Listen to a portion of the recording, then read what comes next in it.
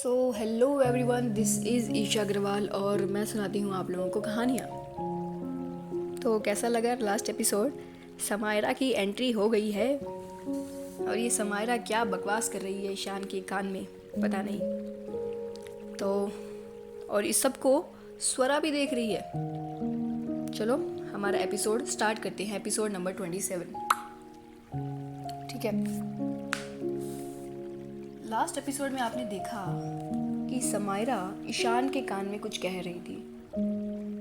आपको पता है कि वो क्या कह रही थी और उसकी नज़रें जाती है स्वरा पर, जो इन दोनों को ही देख रही थी। स्वरा कुछ डिस्टेंस पर थी, इसलिए उसे सुनाई तो नहीं देता कि इन दोनों के बीच में क्या बातें हो रही है। लेकिन समायरा को ईशान के इतने पास देखकर स्वरा को बिल्कुल अच्छा नहीं लगता। वो वहाँ से जब उसके देखने की और भी ज़्यादा देखने की उसकी क्षमता ख़त्म हो जाती है तो वो वहाँ से मुड़कर चली जाती है। और स्वरा का ये रिएक्शन देखकर समायरा के फेस पर अपने आप ही सेटिस्फेक्शन वाली स्माइल आ जाती है, जैसे कि वो यही करना चाहती थी।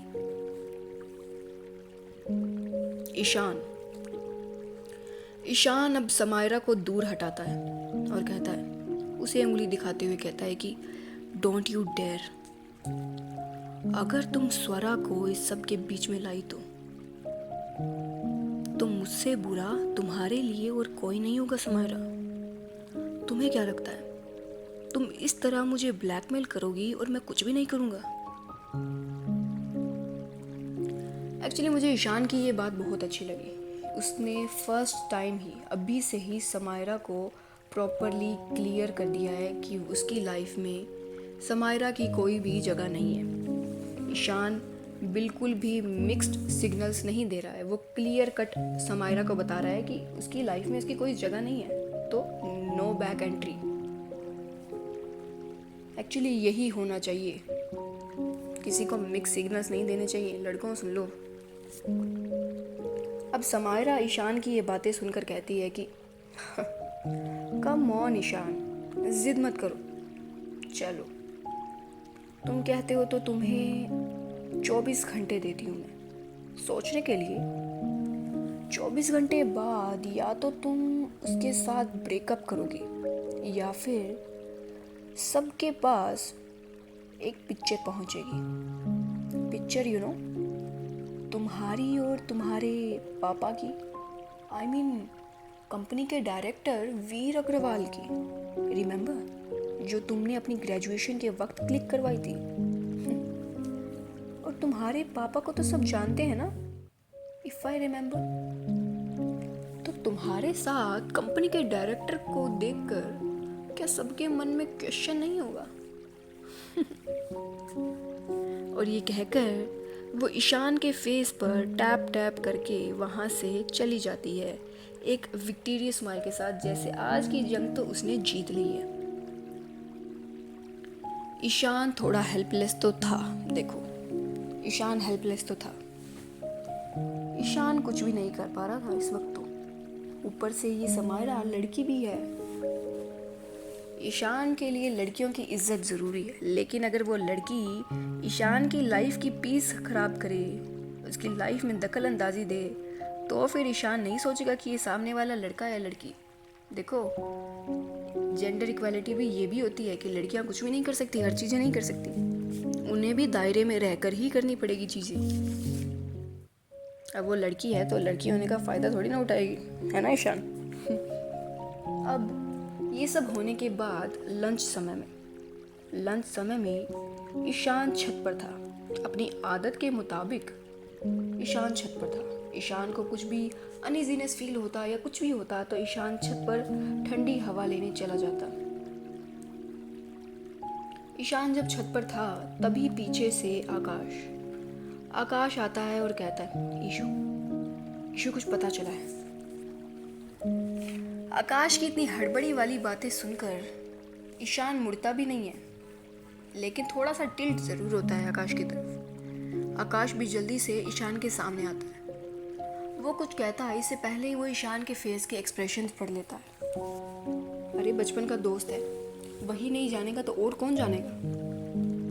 वो कहता है कि ईशु, अब अब 2 सेकंड पूरी गौर से देखता है। वो अब ईशान को कंधे से पकड़कर अपने सामने करता है और 2 सेकंड गौर से ईशान को देखता है। फिर कहता है, क्या हुआ है बता।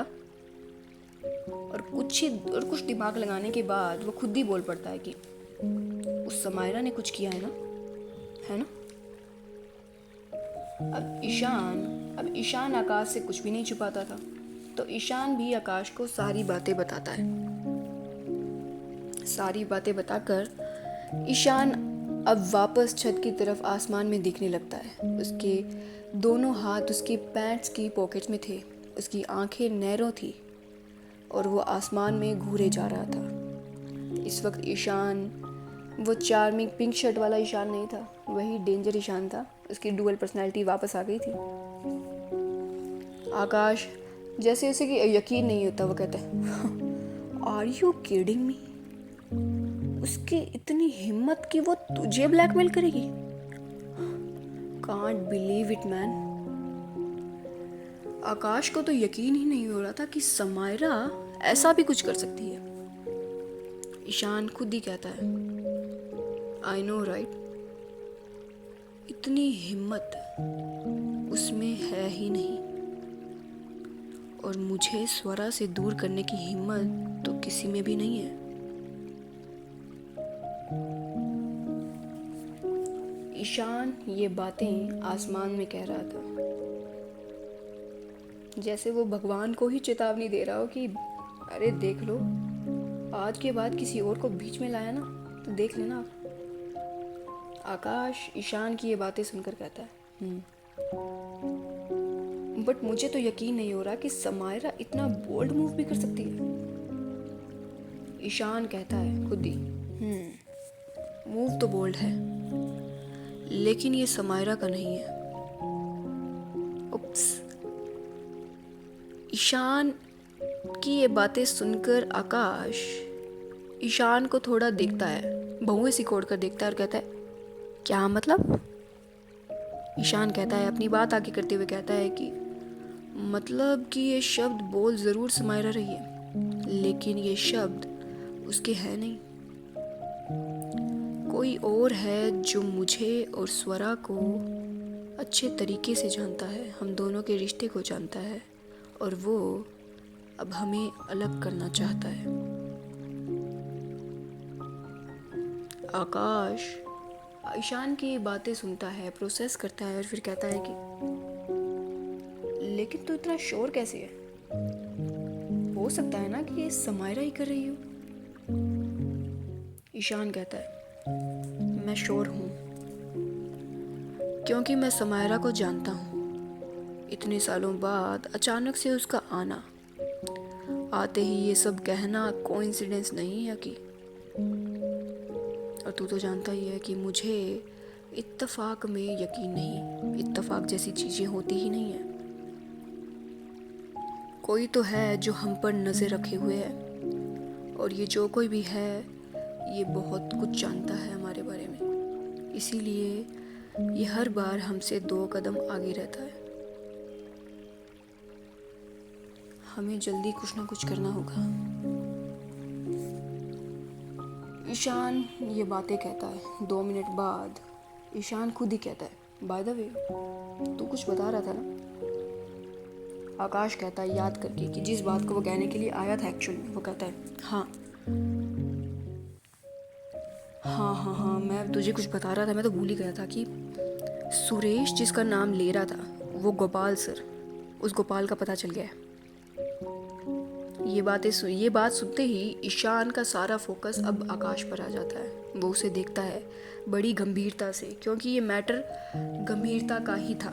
ईशान सीरियसनेस के साथ देखता है। आकाश अपनी, जैसे कि वो आकाश को कह रहा हो कि हाँ आगे बात पूरी करो। आकाश भी अपनी बात आगे करते हुए कहता है कि दरअसल 20 साल पहले गोपाल नाम का आदमी हमारी कंपनी में लो में था, अच्छी खासी पोस्ट पर था।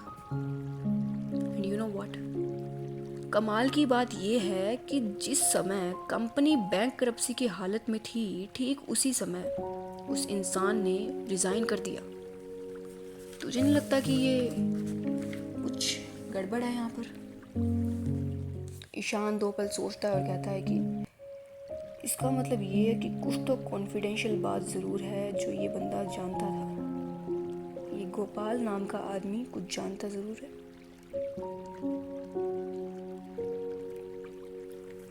ईशान अपनी बात आगे करते हुए कहता है कि कहाँ मिलेगा ये गोपाल। ईशान की ये बात सुनकर आकाश थोड़ा डिसअपॉइंटमेंट के साथ ना में गर्दन हिलाते हुए कहता है कि नहीं, अनफॉर्चुनेटली उसके रिज़ाइन देने के 1 हफ्ते बाद ही सडन हार्ट अटैक से उसकी मौत हो गई। ईशान जो काफ़ी फ्रस्ट्रेटेड था वो अब एक हाथ रेलिंग पर मार कर कहता है गॉड डैम इट, ये कोई सडन मौत नहीं है आकी, सब कुछ प्लान्ड है, सब कुछ प्लान्ड है।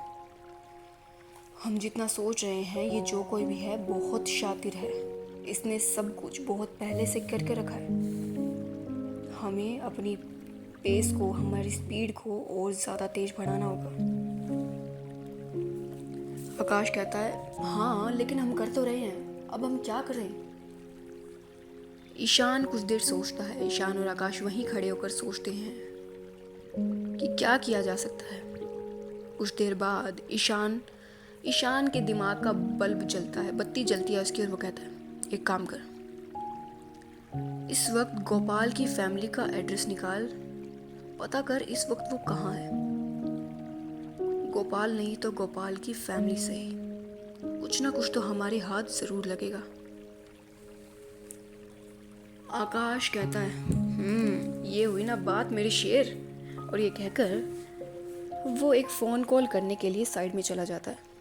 ईशान भी आसमान में देखने लगता है और वो आसमान में ही कहता है कि तुम जो कोई भी हो टेंशन मत लो, मैं तुम्हारे पास बहुत ही जल्द पहुंचूंगा, और जब मैं तुम्हारे पास पहुंचूंगा तो तुम हर पल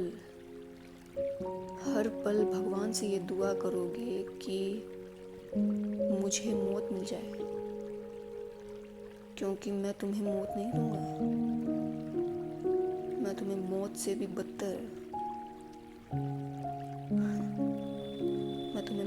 बदतर दर्द दूंगा।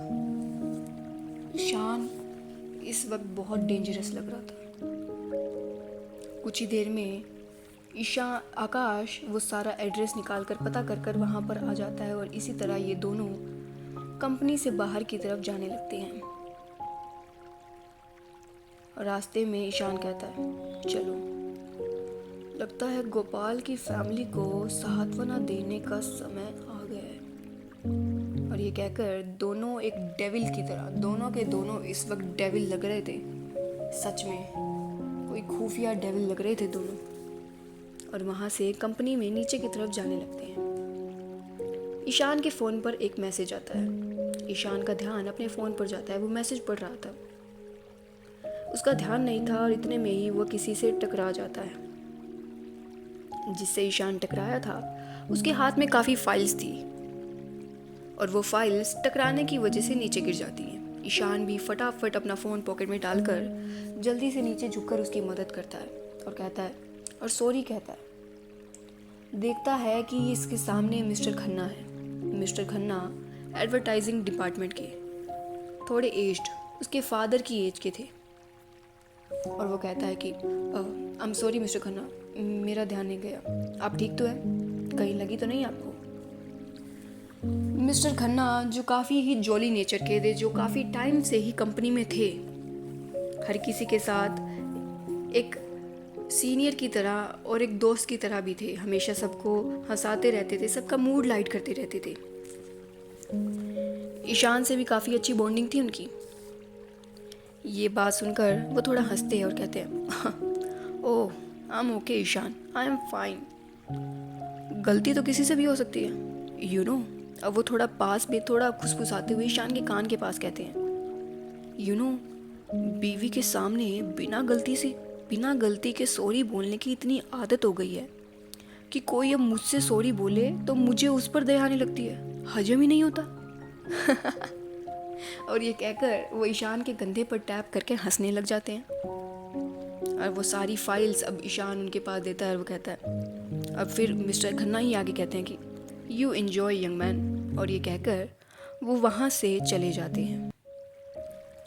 ईशान और आकाश एक बार एक दूसरे को देखते हैं, उन्हें जाता हुआ देखते हैं और फिर जल्दी से बाहर की तरफ चले जाते हैं। बाहर फटाफट वो कार निकालते हैं अपनी और कार में निकल पड़ते हैं।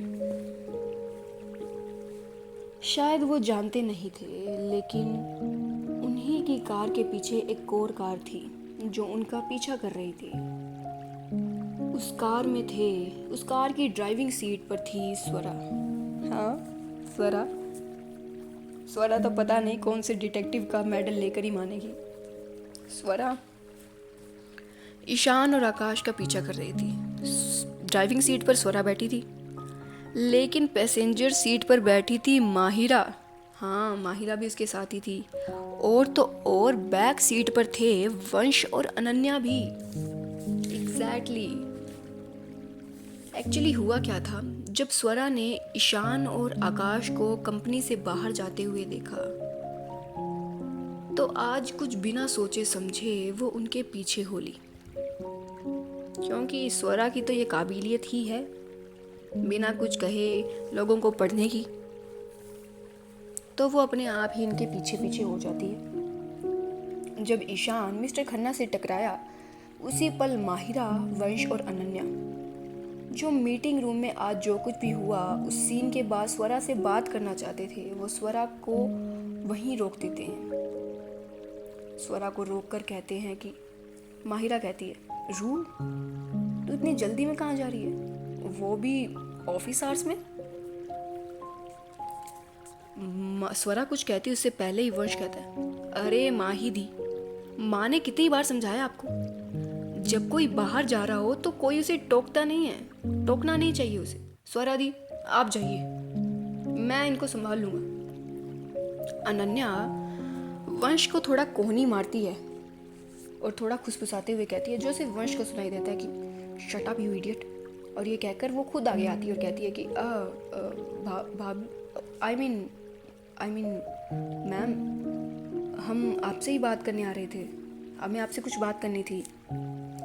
स्वरा इन सब की मस्ती मजाक, इन सब की वो सुन रही थी बातें, लेकिन उसकी नज़रें ईशान और आकाश पर थीं, जो इस वक्त फाइल वगैरह उठाने में लगे हुए थे। माहिरा तो माहिरा थी, स्वरा की नज़रों को फॉलो कर लेती है। फॉलो करके देखती है कि ईशान और आकाश सामने हैं। माहिरा को कुछ सस्पिशियस लगता है। वो कहता है, वेट, तू क्या ईशान का पीछा कर रही है? अब ये बात सुनकर वहाँ पर ये तीनों लोग तो शॉक हो जाते हैं और स्वरा भी थोड़ा शॉक हो जाती है। स्वरा भी अपनी आंखें बंद करती है, जैसे कि आज तो मानो पकड़ी गई हो रंगे हाथों। वो भी इन तीनों नमूनों से पकड़ी गई है। स्वरा जानती थी कि अब उसका कोई एस्केप नहीं है, वो भाग नहीं जा सकती इतनी जल्दी से।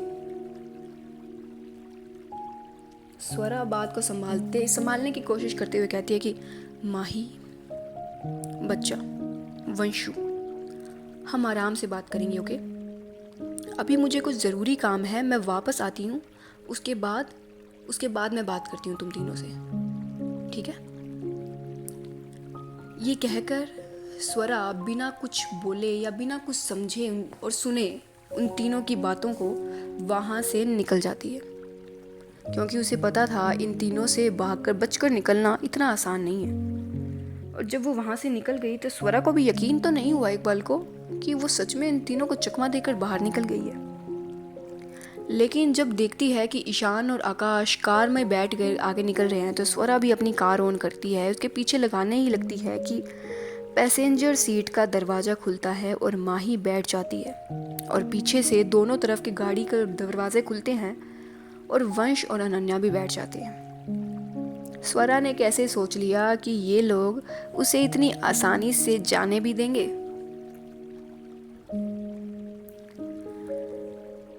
माही कहती है, रू, हम भी तेरे साथ चलेंगे।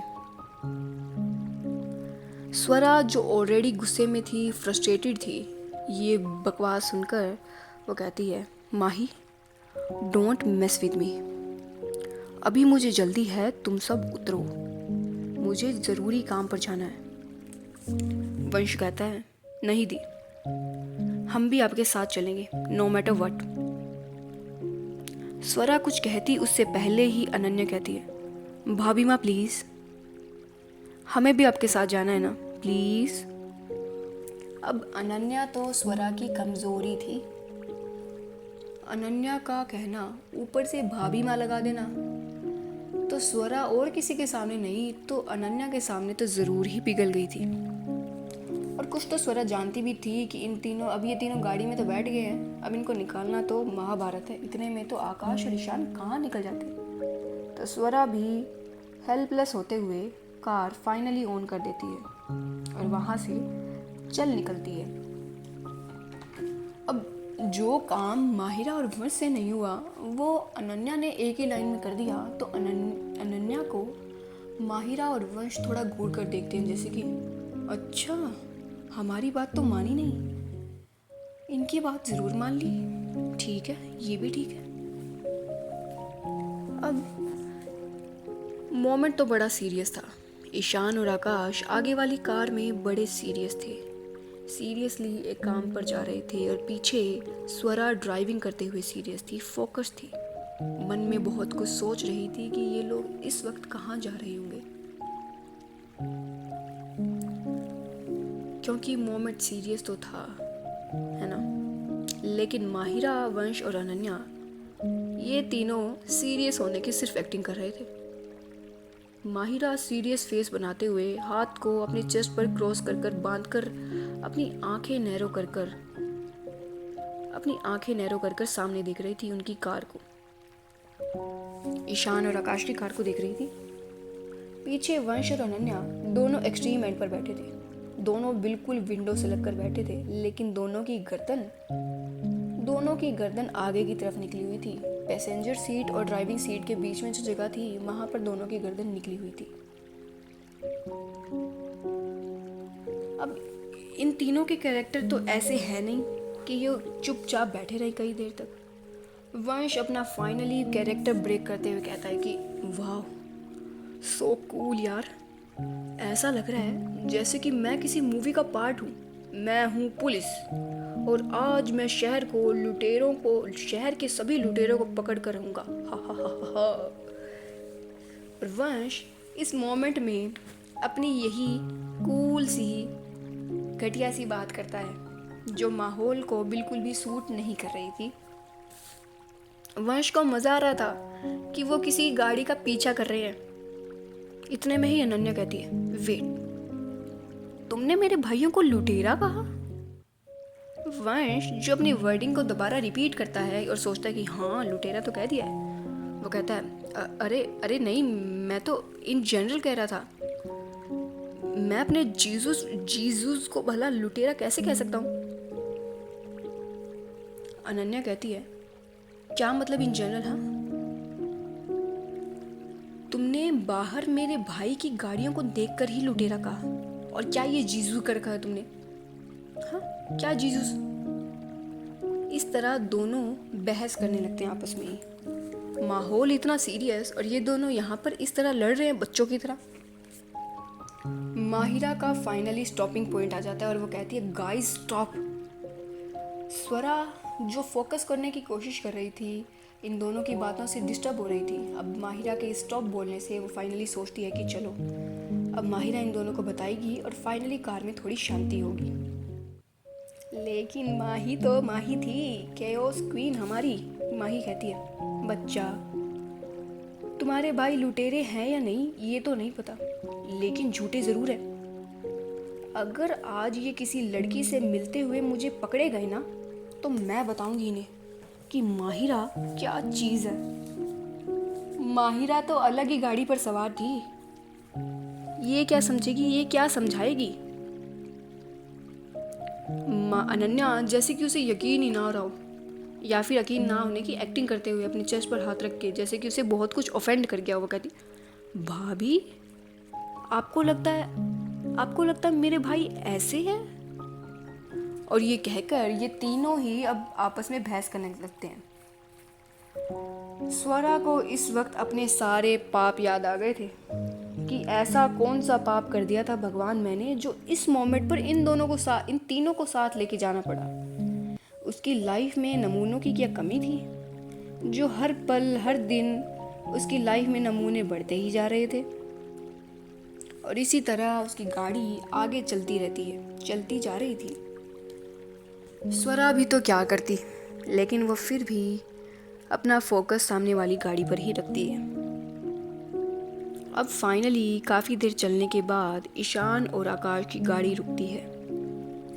गाड़ी रुकती है एक छोटे से चौल के सामने। चौल बहुत ही छोटा सा था, इसलिए गाड़ी आगे नहीं जा सकती थी। ईशान और आकाश बाहर आकर आगे चलने लगते हैं। स्वरा भी कुछ डिस्टेंस पर गाड़ी रोक देती है। गाड़ी रोककर प्रॉपरली थोड़ा सा मेंटेन करते हुए, सब कुछ बचते बचाते हुए वो गाड़ी से बाहर निकलती है ताकि वो ईशान और आकाश की नज़रों में ना आ सके, और वो अपनी गाड़ी को इसी तरह थोड़ा पीछे पार्क करती है। यहाँ बाकी तीनों भी, वंश, माहिरा और अनन्या भी गाड़ी से बाहर निकलते हैं। ये भी बचते बचाते हुए ही बाहर निकलते हैं ताकि ईशान और आकाश इन्हें ना देख पाए। ईशान और आकाश आगे चल रहे थे और ये पीछे चारों। अब देखते हैं कि गाड़ी के सामने, इन चारों के सामने थी एक चोल, एक बहुत बड़ी चोल, एक बस्ती टाइप की सी चोल, जहाँ की सड़कें नहीं थी, पतली पतली गलियाँ सी थी। और वहाँ इतनी गलियाँ थी कि इंसान एक बार घुस जाए तो दोबारा निकलने के लिए उसे भूल भुलैया जैसा दिमाग चाहिए जो भूल भुलैया को पार कर सके। वो एक किस्म का भूल भुलैया ही था। कब कहाँ कौन सी गली निकल जाए किसी को नहीं पता था। और वहाँ घर नहीं, अगर मैं कमरा बोलूँ तो ज़्यादा सूटेबल रहेगा, क्योंकि वहाँ घर के साइज़ के नहीं, कमरों के साइज़ के थे। वहाँ एक ही कमरों में पूरी फैमिली रहती थी। वहीं सोना, वहीं खाना, वहीं पीना। और अब चारों ये अपने सामने उस चोल को देखते हैं जहाँ की लेडीज़ पानी के लिए बर्तनों में लाइन लगाकर खड़ी हैं। बच्चे जो अभी तक, जिनको देखकर लगता नहीं था कि वो नहाए भी हैं, वो मिट्टी में ऐसे खेल रहे थे, जिनके पास प्रॉपर रिसोर्सेज नहीं थे, बस स्टिल वो खुश थे। और जेंट्स, आदमी, वो अपने काम पर जा रहे थे या काम से आ रहे थे। वहाँ पर ज़्यादातर लोग मज़दूर, पेंटर, रिक्शा वाले, इस तरह के वहाँ पर फैमिलीज़ रहती थी, क्योंकि वो मुंबई था। मुंबई सपनों का शहर। लेकिन वहाँ सबके सपने पूरे हों ये ज़रूरी तो नहीं। और जिन लोगों के सपने पूरे नहीं होते, वो इसी तरह चौल में अपनी ज़िंदगी बितानी पड़ती है उन्हें। आकाश और ईशान भी इसी तरह गोपाल की फैमिली का एड्रेस ढूंढ रहे थे। उनके लिए भी आसान नहीं था, वो लोग भी पहली बार यहाँ आए थे। तो अब देखते हैं कि क्या होगा। एक्चुअली मैं आपको बता दूँ कि अब तक 27 एपिसोड तक हमने जो भी देखा, अब जो होगा वो बहुत ही बढ़िया होने वाला है। आप लोगों को लगेगा कि आप क्या देख रहे हैं, लव स्टोरी सुन रहे हैं, डिटेक्टिव स्टोरी सुन रहे हैं, क्या सुन रहे हैं आप लोग।